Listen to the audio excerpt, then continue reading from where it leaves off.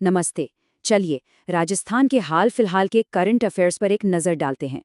अगले कुछ मिनटों में हम देखेंगे 19 ऐसे सवाल जो आपकी परीक्षा के लिए बहुत ज़रूरी हो सकते हैं।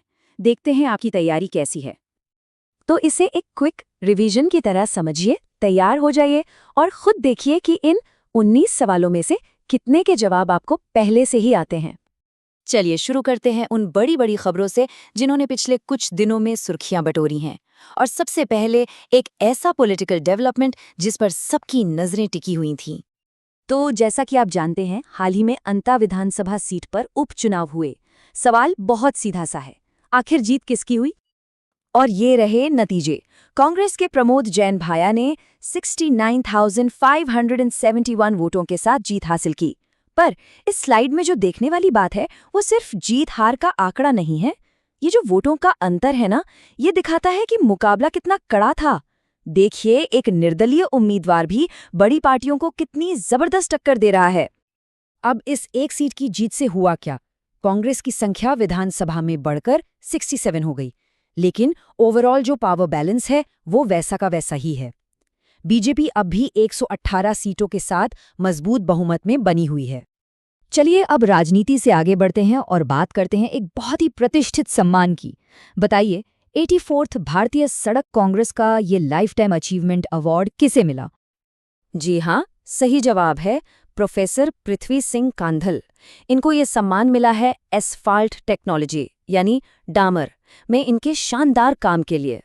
सोचिए, इन्होंने भारत की पहली एसफाल्ट टेक्स्ट बुक भी लिखी है।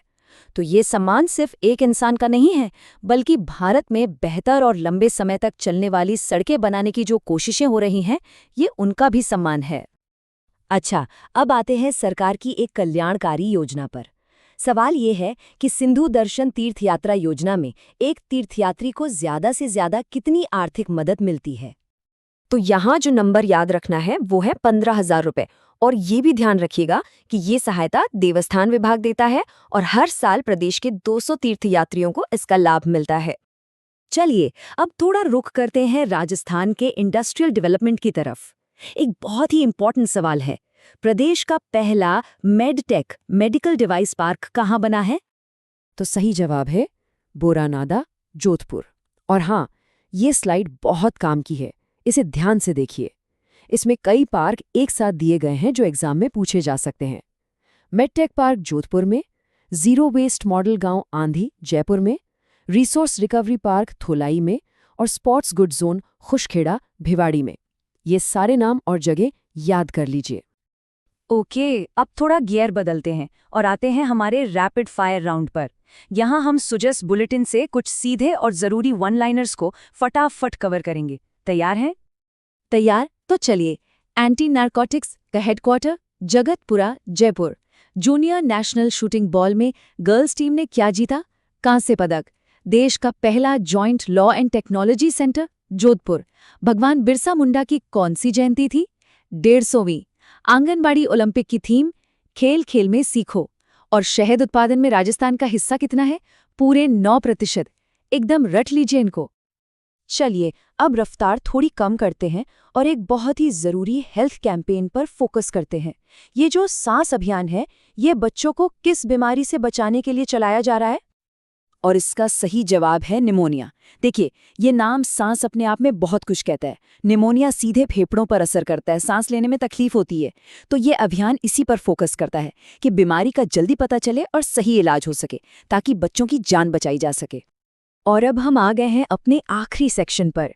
यहाँ हम आज की खबरों को राजस्थान के समृद्ध इतिहास और कला से जोड़ेंगे, क्योंकि आप जानते हैं, आज को समझने के लिए कल को जानना बहुत जरूरी होता है। तो यहाँ 2 बड़े साहित्यिक अवार्ड्स हैं, ध्यान दीजिएगा। पहला है केंद्रीय बाल साहित्य पुरस्कार जो मिला है भोगीलाल पाटीदार को उनकी रचना पंखेरी पीड़ा के लिए।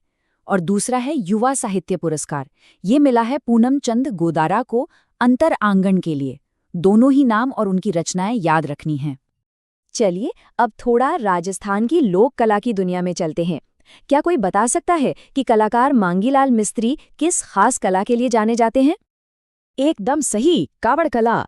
ये चित्तौड़गढ़ के बस्सी गांव की एक कमाल की लकड़ी की कला है। असल में ये एक चलता फिरता मंदिर या कहानी का पिटारा है। इसके दरवाजे एक के बाद एक परत की तरह खुलते हैं और हर परत पर एक नई कहानी दिखाई देती है। ये राजस्थान की लोक कथाओं को एक तरह से जिंदा कर देती है। और जाने से पहले कुछ और जरूरी फैक्ट्स पर एक आखिरी नजर डाल लेते हैं। रीको का मल्टी सेक्टर एसईजी जयपुर में। गुरु शिखर और दिलवाड़ा कहाँ है? सिरोही जिले में। सशस्त्र क्रांति के जनक माने जाने वाले क्रांतिकारी राव गोपाल सिंह खरवा। और बालाथल की खुदाई किसने की? वीएन मिश्र ने। बहुत बढ़िया। और अब एक सवाल आपके लिए, आपकी तैयारी परखने का मौका। राजस्थान में अगला एग्रो फूड पार्क कहाँ बनना प्रस्तावित है? सोचिए और अपना जवाब नीचे कमेंट्स में जरूर बताइएगा। हमें आपके जवाब का इंतजार रहेगा।